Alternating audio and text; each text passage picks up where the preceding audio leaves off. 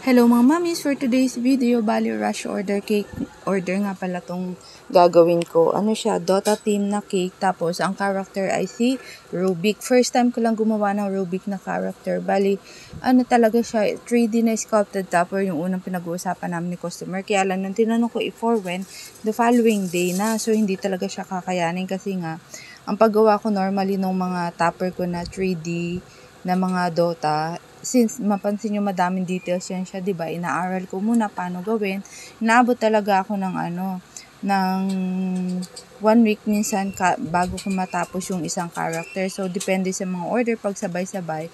Kaya kailangan may allowance siya kasi pinapatigas ko pa din yan siya. So, and then sinabi ko kay customer, if ever by tomorrow, non-edible printed topper lang yung gagawin ko. Tapos, yung usual na design din lang yung ginagawa ko, diba, kulay black and then yung logo. Tapos, parang nung ginagawa ko na yun, sabi ko kay customer kung pwede ko siya lagyan ng design na fault line.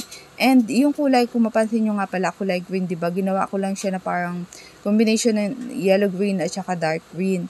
So, ako na yung nag-decide yan, basta bahala naman ako, sabi ni customer, kung may binigay pa kasi ako sa kanya sample info. So, para at least maging unique ba siya, diba? Gawa natin ng ibang design para kay customer lang mismo. And then, ayang airbrush ko nga pala, naglolo ko na siya. So, nilagyan ko siya ng brush sa part na gilid para medyo may 3D look siya na medyo dark ka siya, may shadow na gano'n. Kaya lang yan na nga, mga 2 years ko na din kasing ginagamit yung airbrush na yan eh. Tapos, eto ginagawan ko nga pala siya ng gagawan ko siya ng drip na kulay green din, yellow green at saka dark green din yung ginawa ko dyan siya para at least medyo may design siya na, ayan, hindi siya panay black din lang. Tapos, ayan na nga, gagawa ko na siya. Etong time na to na ginagawa ko tong cake na to, hindi ko siya natapos kasi may kasabayan din to. Kaya, buti na lang sabi ko hapon pa siya kailangan ni customer. At least the following day ko na siya ginawa. Yung ibang details. Pero yung topper, bago ako natulog, ni-research ko na or hinanap ko na, ni-prepare ko na.